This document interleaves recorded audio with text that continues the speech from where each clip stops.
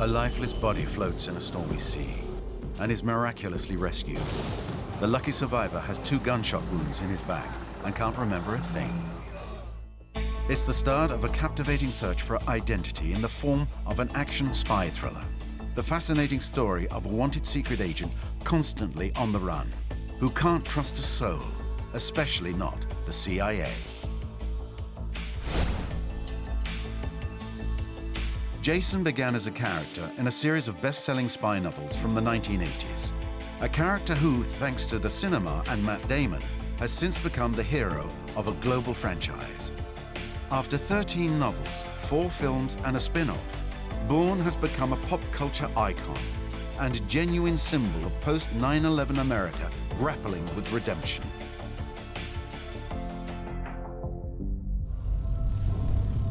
Je me souviens. Je me souviens de tout. Te souvenir de tout ne veut pas dire que tu sais tout. S'il ne venait pas pour nous, s'il avait d'autres projets.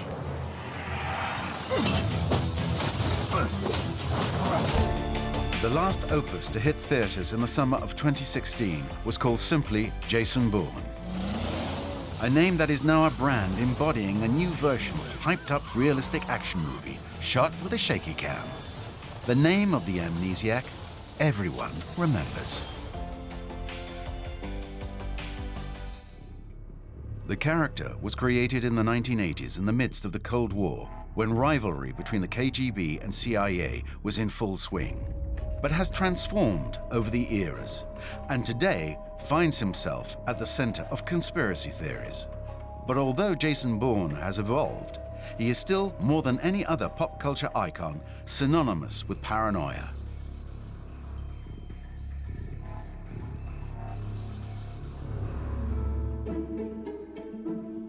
Behind Jason Bourne lies a somewhat larger-than-life New York writer who was quite eccentric. Robert Ludlum was a man of 1,000 lives. After World War II, the former Marine became a stage actor and director throughout the 50s and 60s. Beige trench coat, cigarette and glass of scotch always at hand. At first glance, Robert Ludlum seemed the perfect parody of a secret agent.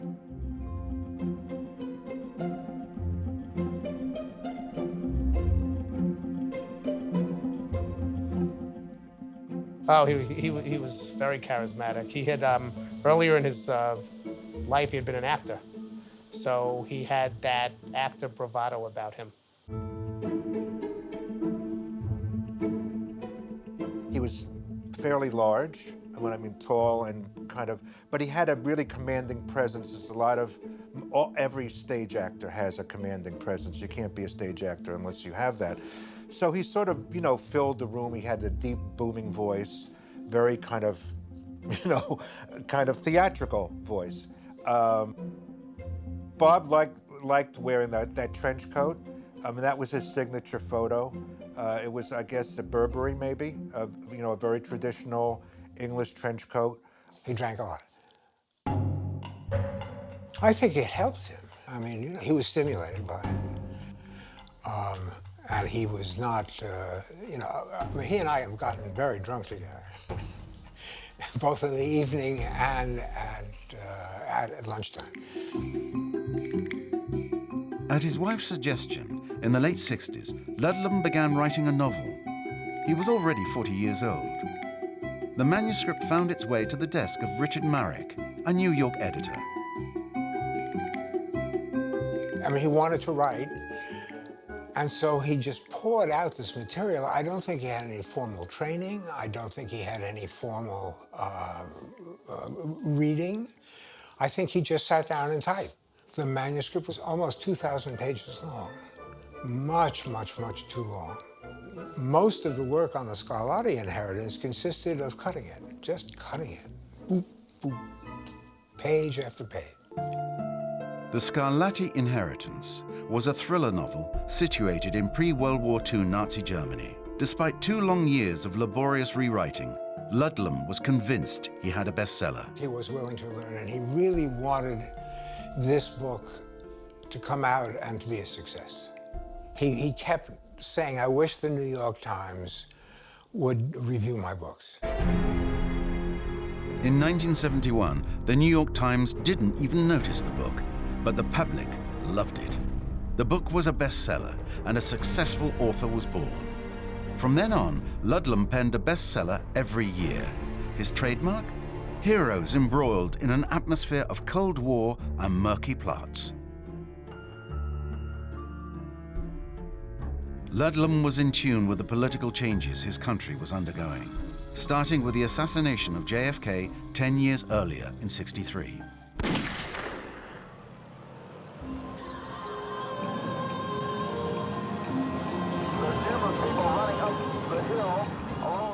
Everything changed in the United States. Everything. We lost our innocence. To say that 9/11 we lost our innocence, no, we lost our innocence when JFK was shot, because that was the start of the conspiracy theories that were rampant all over the place. Then, in 1974, the scandal of Watergate and Richard Nixon's resignation caused an electroshock among the American population. Stupefied to learn their administration used the CIA for all sorts of unmentionable missions.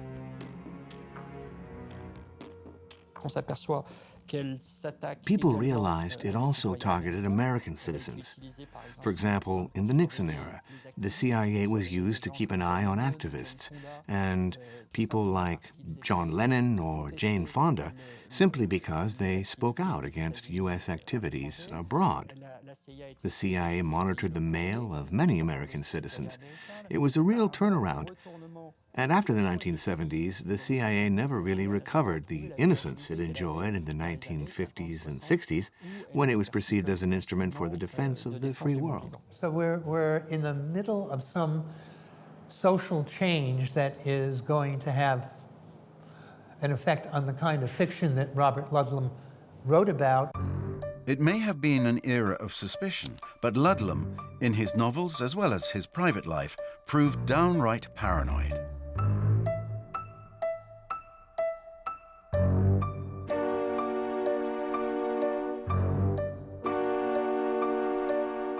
Bob, he was a conspiracy theorist. He was deeply suspicious about any kind of cabal or groups getting together. Robert Ludlum was a product of the Cold War. And I think at the time, spycraft was different back then. It was before the age of technology and computers. So I think at the time, for his generation, this was the norm. It was the Cold War era, there were spies. It was more prevalent, and it was more individuals than technological as it is today. So I think he definitely believed that the world was the way he wrote about it. Robert Ludlum was always mysterious about his sources, yet his books are highly documented, accurate, and realistic.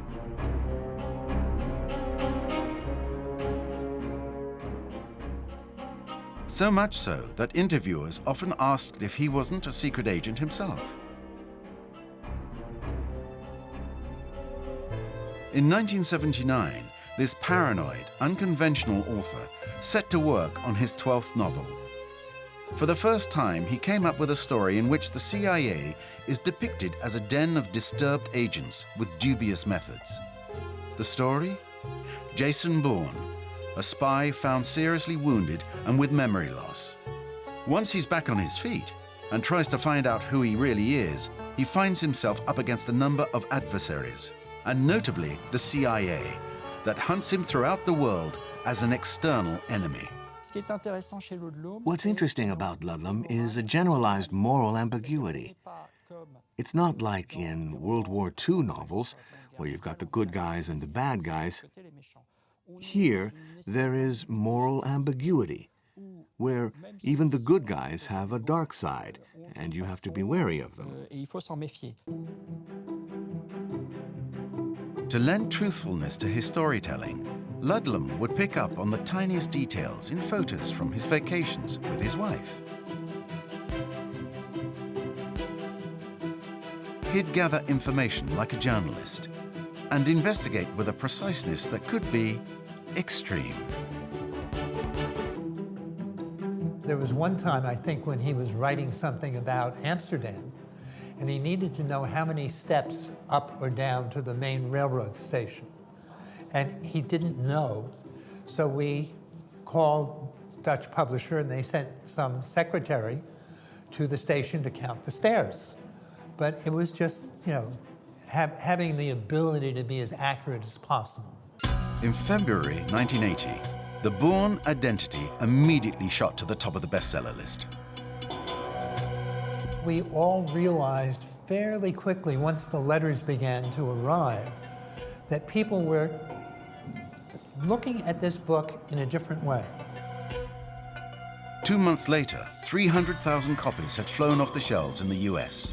By the end of the year, it was the #2 top-selling novel in the country.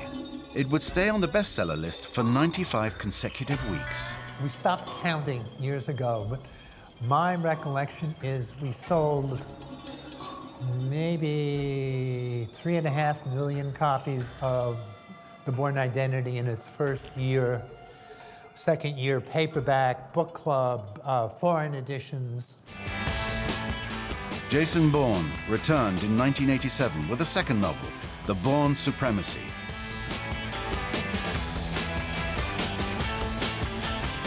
Then again in 1990, The Bourne Ultimatum.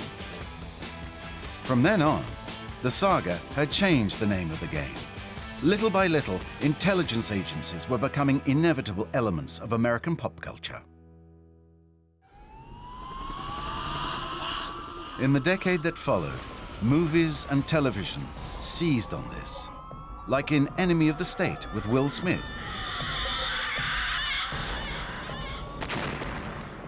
or else J.J. Abrams' series, Alias. These works portrayed ambiguous agents with often dubious morals, like the cult character from the X-Files, the cigarette-smoking man.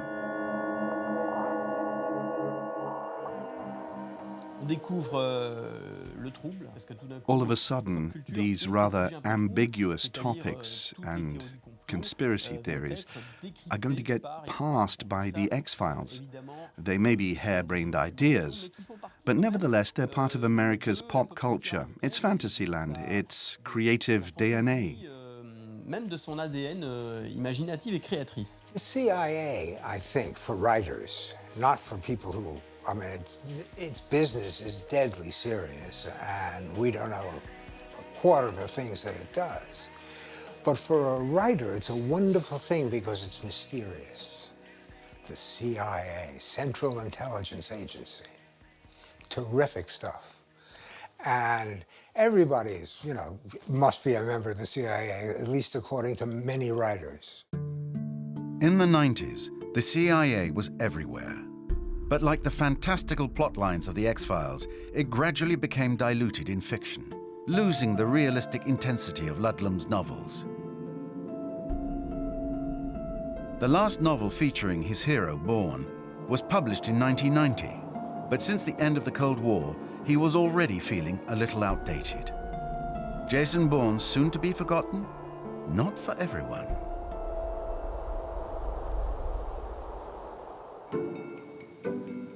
In 1996, a 30-year-old filmmaker and native of New York, Doug Liman, had just made a splash with his first film, Swingers, an independent comedy.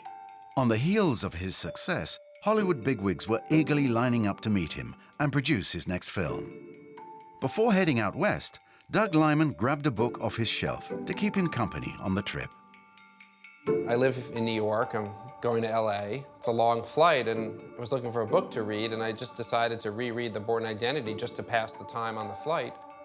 So I went around town saying, well, I want to make The Bourne Identity. And everybody said, well, what else do you want to make?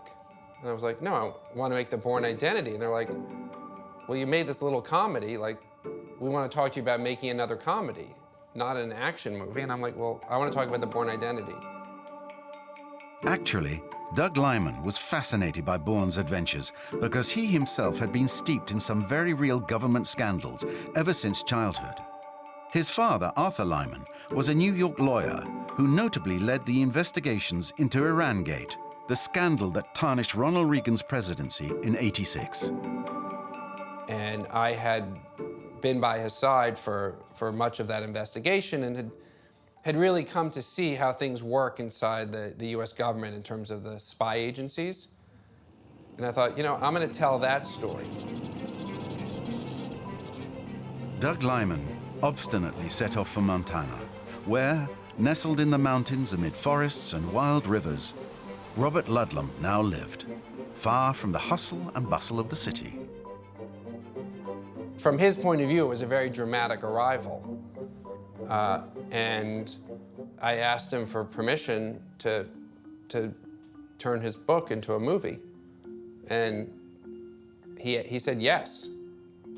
It's one of those things where, like, you know, sometimes you just got to ask. Like, it seemed crazy that this massive novelist would say yes to somebody like me who had, you know, one little film under their belt. But the young filmmaker didn't stop there. He stayed a few days longer and suggested to Ludlum they put their heads together to write the screenplay and modernize the plot. I actually sat down with Robert Ludlum, just the two of us, in his house, after I'd gotten the rights, and said, you know, okay, I'm gonna come up with a new story now. And Robert Ludlum said, and I said, I'd love your help. I'd love the brain that came up with the Bourne Identity, I'd love you to come up with what it's gonna look like today. And Ludlum said to me, you know, the Cold War's not over. They want you to believe it's over, it's not over. Suddenly it was becoming very Ludlum-esque. It's sort of, you saw the brain that created these complex and twisty worlds of his novels was coming into play when I really wanted to simplify it. So it became obvious right then and there that Ludlum wasn't going to be of any help. Back in New York, Doug Lyman, along with screenwriter Tony Gilroy, completely overhauled the book's plot. Universal Pictures jumped on board and cast actor Matt Damon in the role of the spy. Really, he modernized Jason Bourne as if Ludlum was writing about him in present day, rather than try and take the same, you know, the same exact storyline that played in the 1980s. Avancez! Là, attendez. Non, ça doit être plus près de la fin. In the film, paranoia is the name of the game. Geolocalization, telephones, cameras, they're everywhere.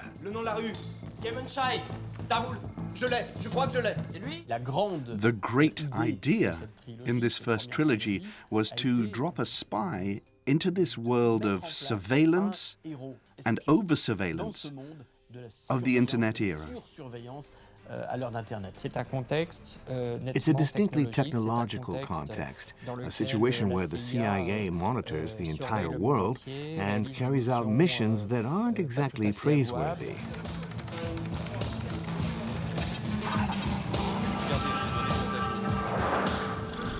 Putting the surveillance and those elements into the Bourne Identity, before it was sort of publicly known, I knew about that because of my father's work in Washington, D.C. And, you know, the thing I really took from my father's work was real spycraft is really interesting. In October 2001, George Bush ratified the Patriot Act, an anti-terrorist measure authorizing security services to access computer data concerning individuals or businesses. It wasn't until a year later, in November 2002, that the Bourne Identity appeared in theaters, strangely echoing the New World Order. With the closed-circuit TV cameras all over in cities, the eyes in the sky, the monitoring of people's movements in and out of airports, train terminals, bus stations, all of those things started happening after 9/11. There was an awareness that the world, at least the American world, had changed, and it couldn't be filmed like before. The enemy had to be considered differently. There was a before and an after in the US, but also obviously on screen. Before, with the Cold War, it was simple. You had a few double agents you'd exchange in Berlin. I'll give you this one, you give me that one. But suddenly, the US was saying they can get us from the inside. The enemy isn't on the other side of the wall, the enemy is right here among us. The film was a huge hit, raking in an unexpected $214 million worldwide. Universal launched the adaptation of the sequel, The Bourne Supremacy, in 2004. This time, British filmmaker Paul Greengrass was at the helm, but the saga continued to take the world by storm. The Bourne Ultimatum appeared in 2007 and once more in the summer of 2016. Jason Bourne was back on screen. Je me souviens. Je me souviens de tout.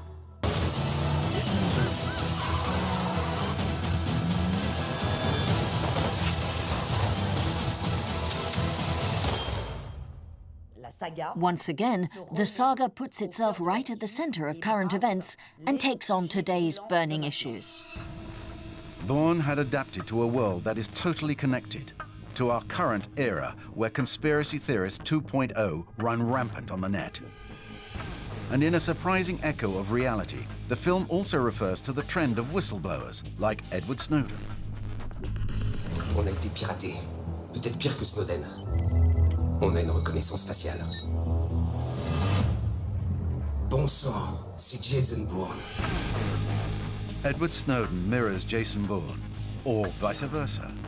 Like Jason Bourne, the former CIA computer analyst is wanted throughout the world. Some say he's a hero, but others see him as a traitor who revealed state secrets.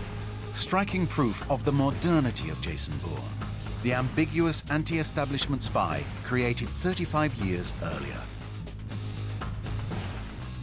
Snowden's young and rebellious, and so running around Eastern Europe, running around Russia, and smart, right?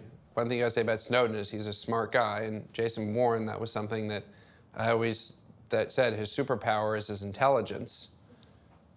So I actually like that people would compare the two. That makes me feel good about the character we created. Il y a une manifestation devant le siège du Parlement grec. They're just stories, which are action movies, and undeniably intelligent ones, that talk about today's issues.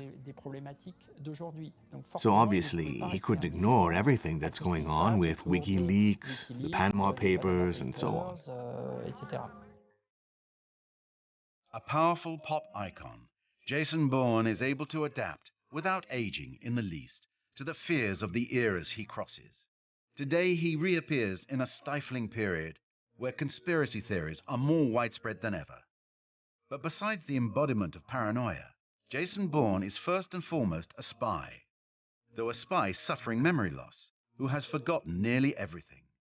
An exceptionally gifted secret agent with highly developed physical abilities, but also a human being, emotional, lost, a man who no longer knows who he is. But what a terrific idea to have somebody, a great agent, who is quite different from an innocent, naive. A great agent who doesn't remember how he got to be an agent or what he's doing, why he's at a particular place. It's a terrific idea. Terrific for the reader. Because you're always turning the page saying, when is he going to remember? And that adds a kind of suspense that's built in. You don't have to do anything about it. You just keep going. He says, how can I go home if I don't know who I am? And then suddenly, you're with him for the whole journey. So it became clear to me in that moment, the amnesia is sort of off-putting. That doesn't make, because we don't have amnesia, and we don't know people with amnesia. But everybody can relate to being a lost child. In the first pages of The Bourne Identity, we discover Jason Bourne left for dead in a dark and stormy sea. It's the only scene from the novel to appear identically in the film 15 years later. Water is a medium of birth, amniotic fluid and so on. Often in novels, comics or films, when the protagonist is born like that, emerging from water, it's a very powerful act of birth. And here the water is murky. It's night, so symbolically speaking, the birth of Jason Bourne, or rather his rebirth without a memory, is very, very dark. It prefigures what lies ahead.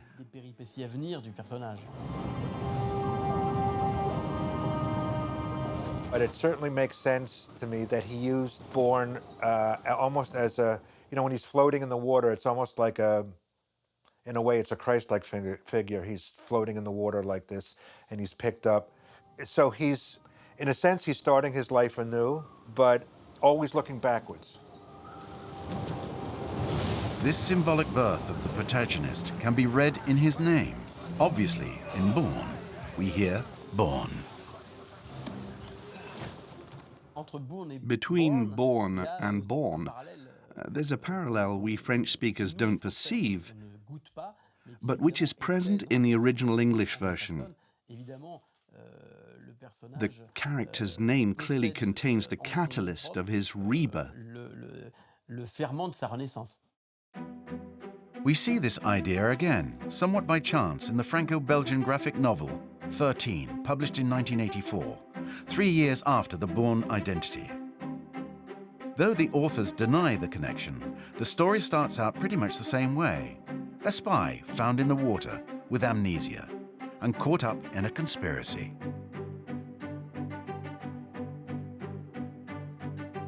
Ludlum liked to tell how his own inspiration came from his experience fighting in World War II. In reality, the story isn't quite so epic. When he was still in New York City, he was walking around the city and for some reason, and it was never clear why, he lost about 2 hours of time. It was 2 o'clock, and then the next thing he remembers, it was 4 o'clock. Not exactly, though, but, more or less 2 hours. And he was really kind of stunned, and he called his agent, Henry. My recollection is Ludlum liked to drink. And I think there was a time when he had a little too much, and he simply could not remember what happened to him for 3-4 hours a day. And then he sort of woke up, and he knew who he was or where he was and so forth, but he had this blank spot. And he said, I've been thinking about it, and I've been thinking that it might make a great idea for a character to have lost his memory.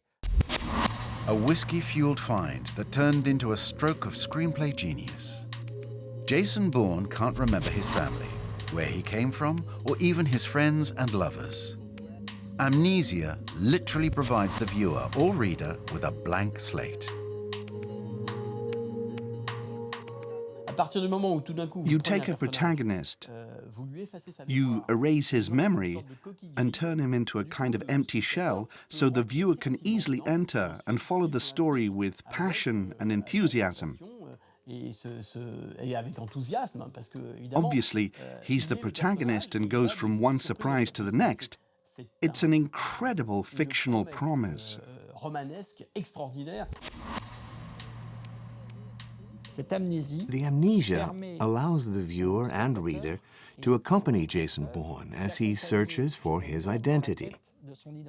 We have the same information as him, whereas usually the spy hero already knows everything, and we come in afterwards and try to integrate the information. Here we learn things at the same time as him, which makes us extremely close to him. His whole search is finding out who he really is. Who am I in this world? And how many people have not said that in their lifetime? Who am I? What am I doing here? Why am I here? And that's a kind of a universal fascination of people, and that's what that book was all about. In the film, we sometimes feel we're in a suspenseful session of psychoanalysis. like this famous scene that hovers between Freud and Sherlock Holmes. Il y a 6 voitures garées sur le parking. Je peux te filer leurs numéros sans les regarder. C'est une gauchère qui est venue nous servir. Et le gars sur le tabouret au comptoir a déjà sifflé 2 verres, pèse 112 kilos et sait se défendre. Comment je peux savoir tout ça? Sans savoir qui je suis. There are certain moments in the outline that were sort of a bedrock for me. And I was like, that's a defining moment for the character. And one of the things we came up with was this moment in the cafe with Marie. And there were just certain moments, or, you know, where he tells her she's the only person he knows. And, you know, you only need a few moments, or I only need a few moments like that, and I can sort of build the whole movie out from that.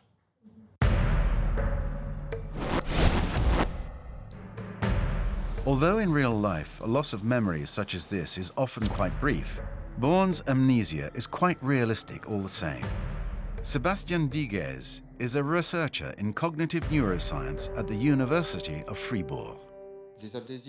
Very brief spells of amnesia such as this are what we call transient ischemic attacks.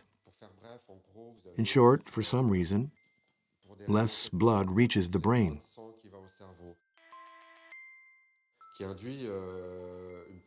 This leads to a rather spectacular loss of memory. People can be with their friends and not know what they're doing there or who those people are. We saw it once at the hospital with someone celebrating their birthday. It was brought on by emotion.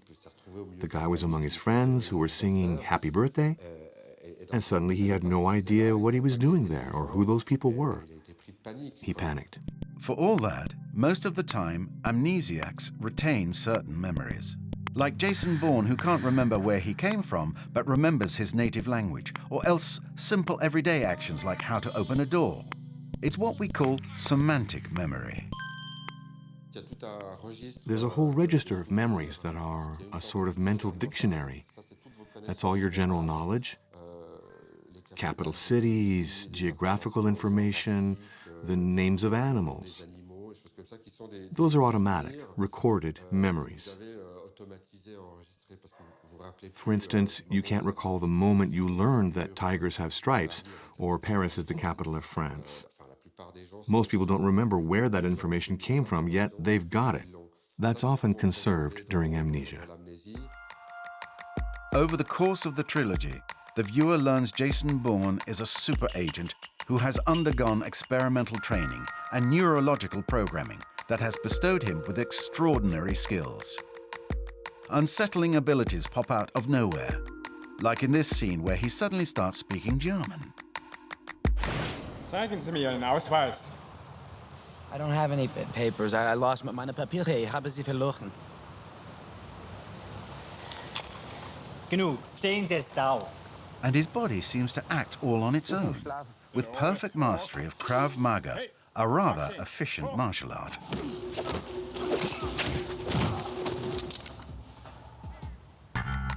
He's so stunned by his own abilities that, you know, you feel that with him. I mean, it's a visceral shock when he tells you that, when you become aware of that. That's another kind of memory called procedural memory, relating to everything that takes effort to learn. How to play an instrument, make a certain dish, drive a car, ride a bike. It's hard at first, but it ends up becoming automatic, like second nature. Spy talents that, at the end of the trilogy, reveal a dark past. Before losing his memory, Jason Bourne was a human killing machine used by the CIA for illegal missions. Mentally, it's a problem because every time he's good at killing somebody, since he told us when he can figure out what he's good at, he'll know who he is. If he kills somebody easily, that's an uh-oh moment of like, oh my God, who am I? This is not looking good. That's the genius of the Bourne identity. All of a sudden, the protagonist is a lot darker. doesn't know if he's a real jerk or a pure-hearted hero. Somehow, this fundamental doubt is captivating because we don't know if the hero we're attached to is a good guy or a bad guy. In a certain way, this hero faced with an inadmissible past, who regularly flees civilization to take refuge in nature, embodies one of American cinema's favorite themes.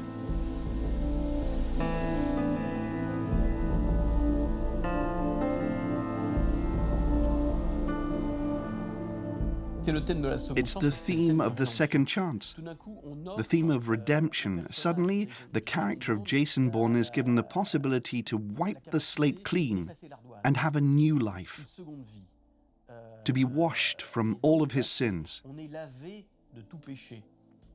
That's another one of the protagonist's draws. It's in his DNA. He wants to be reborn. He wants redemption. I wipe the slate clean and I'm a different man. I start over from scratch. The case of Jason Bourne can be seen as a metaphor for young Americans today who learn about the horrors their parents or grandparents were capable of in the name of defending the free world during the Cold War, and who say, that's terrible. We can't do that anymore. It's a new, innocent approach. Oh, wow. We did horrible things in the name of democracy and defending the United States. That's wrong. We have to change things. Jason Bourne's memory loss gave his scriptwriters a fabulous tool for increasing the complexity of his character as his story progressed. It also allowed Doug Liman to take bold formal risks that profoundly changed the genre. The amnesia allows me to do an action movie that's actually smart and honest. Because of the device, he can be plunged into an unfamiliar world and actually be technically good at it. So I started from a place. That's what amnesia gave me, was the ability to operate with a level of realism that you would not normally see in an action movie. Jason Bourne left a definitive mark on pop culture by renewing the codes of a genre, the action movie. Before, actors in action movies looked more like this. Muscle-bound human killing machines, the archetype of the invisible, totally automated man. We're full on in the midst of the Reagan era. It's superheroes, the action man, the indestructible hero. And who were the stars at that time? Schwarzenegger? Stallone? In the late 90s, the choice of Matt Damon to embody the CIA's human killing machine on screen was surprising, to say the least. The young actor, who hadn't even turned 30 yet, represented pretty much the opposite of an action film. He was cast against type. For sure, I wanted to break the role and the model of who would be the star of a movie like this. You know, this whole movie, the Bourne was sort of conceived to sort of rebel. For me, it was a rebellion against all the other action movies that were out there on every level. So it wasn't just doing the action different than the way other people were doing it. It was not casting a muscly kind of guy, but casting somebody who, I cast him from the movie he did with Gus Van Sant, you know, and I was like, oh, he had an intelligence behind his eyes, and I was like, I want that to be my superhero. I don't want a musclehead to be my superhero. You take an actor who's got art house cinema written all over him and offer him what on paper is a pure action movie. I think the idea was to run against the action films of before. Anti-Schwarzenegger, anti-Bruce Willis, anti-James Bond, anti-all that. Matt Damon, an actor typecast as the good guy, is the epitome of Mr. Everyman. Physically speaking, Matt Damon is the average American in all his glory. He's the boy next door with absolutely nothing to hide. Turning Matt Damon into someone filled with secrets was pretty unusual. It was a bold move, and it worked because the character acquired a kind of shadow, a turmoil. de trouble. He embodied every man because he can pass in a crowd, he can put on a minimum amount of prosthetics and makeup and look different.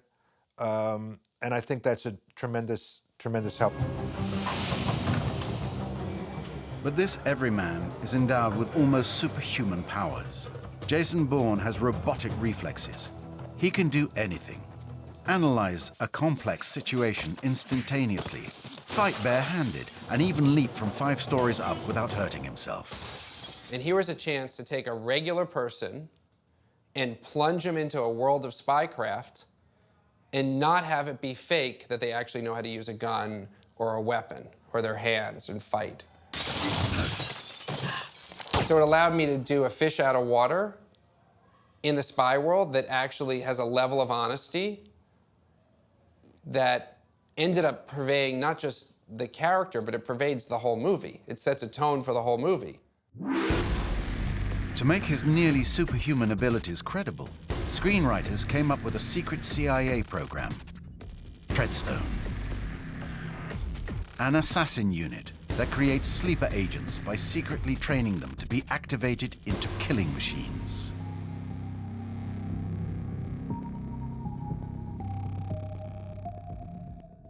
The character was programmed without knowing it. And people obviously like this robotic aspect because we're human, we're flesh and blood.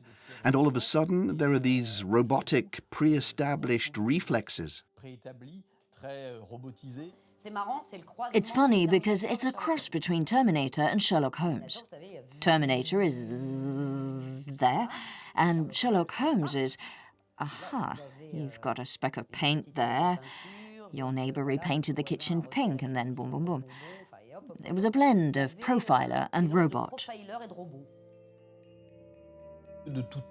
People have always liked robots. You see it in Fritz Lang's Metropolis, or the fascination we all have for robots in Ridley Scott's Blade Runner in 1982, where the replicants are humanoid robots made of flesh and blood. It's an incredible thing to be potentially able to survive anything. It's the Terminator. But unlike Terminator and all the human robots from pop culture, this isn't science fiction. Jason Bourne is anchored in reality.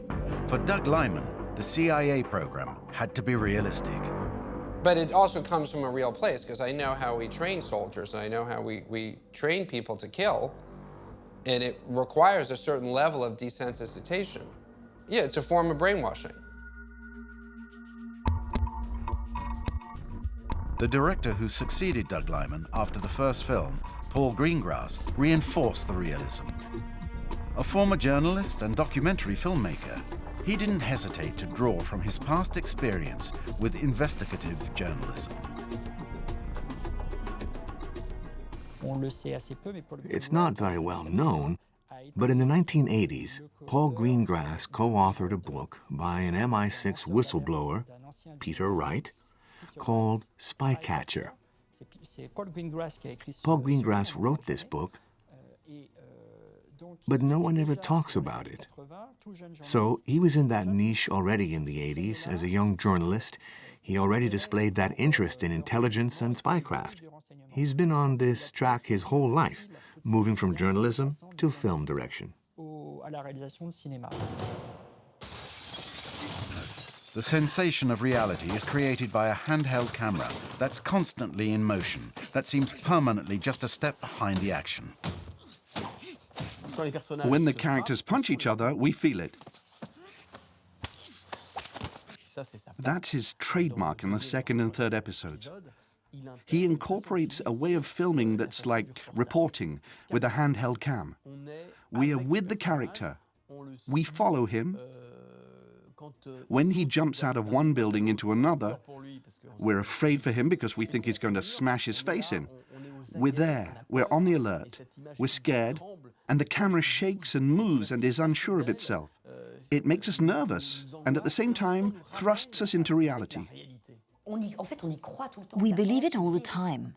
The realism is incredible. That's his trademark. It's a very distinctive trademark. There's a scene in the first film that illustrates this. A simple car chase in Paris, generally a classic action movie scene. But Doug Liman's stroke of genius was to change one single ingredient that made all the difference. Use a teeny tiny car.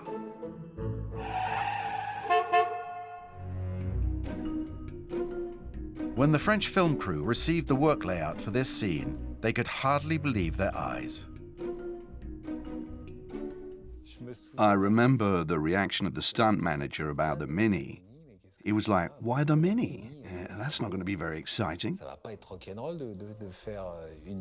But in the end, when I talk with people who aren't necessarily in the business and tell them I worked on Bourne, they say, oh yeah, the car chase with the Mini.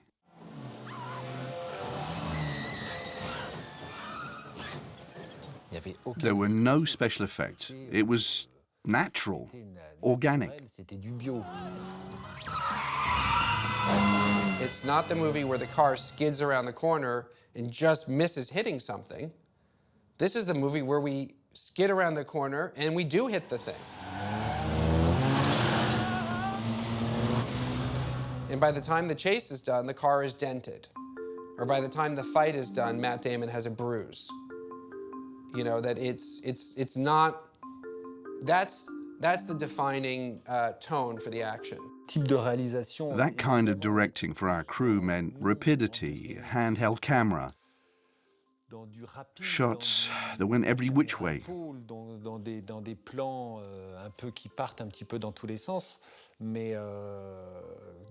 It was a documentary style, but one with the logistics of 150 people on the set.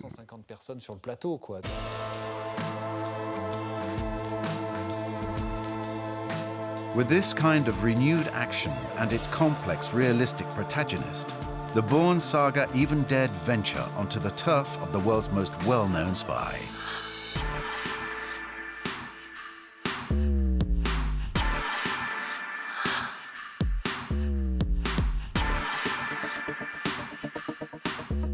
The classic James Bond that I remember, you know, was a dapper English spy wearing a tuxedo, sipping a martini with a beautiful woman, and driving an Aston Martin.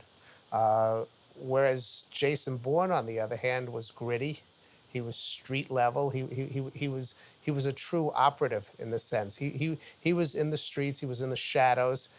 He wasn't wearing fancy clothes. He wasn't driving fancy cars. He wasn't seducing beautiful women. Ironically, in 2002, the year Jason Bourne was born on screen, the 20th James Bond film was also released, with the evocative title, Die Another Day. I really like Pierce. I really like how he looks in a tuxedo, but that's the problem. He wears a tuxedo. And when you put Die Another Day up against the arrival of Jason Bourne, James Bond seems to suddenly age overnight. The media realized that right away. Barbara Broccoli, who runs the organization now, she decided that they had to change Bond, that they were going into a dead end, and because of and she mentioned this specifically, because she said we need to make Bond more like Jason Bourne. We need him to be darker, to be more real, because after all, the films were more or less cartoon characters. That was exactly when Pierce Brosnan got a call from production saying, listen, Pierce, that was your last James Bond. The James Bond after that was Casino Royale, where there's more brutality. The actors are different, and for once when someone gets hit, they bleed. They get a bruise. You see their injuries. They say when they're hurt.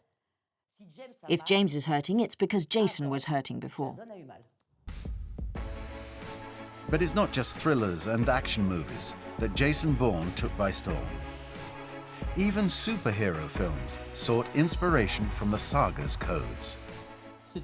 He's such an obvious pop icon to the extent that when the Russo brothers came up with the concept for their second Captain America movie, The Winter Soldier, well, what did they do? They did Jason Bourne. All the Jason Bourne codes are respected down to the letter. America in the grips of incredible surveillance. You have a character, the Winter Soldier, who has no memory. He's an amnesiac. He's going to fight against Captain America, who's going to discover conspiracies and plots, and what's more, the Winter Soldier is a kind of robot. What we have is a real reinterpretation of the genre where the superhero movie jumps onto the coattails of the spy movie in the style of Doug Liman or Paul Greengrass. The spy movie a la Jason Bourne. Confronted with his memory loss, sensitive, lost, and struggling with his own brutality, Jason Bourne is modern man. Constantly seeking a serenity he never finds.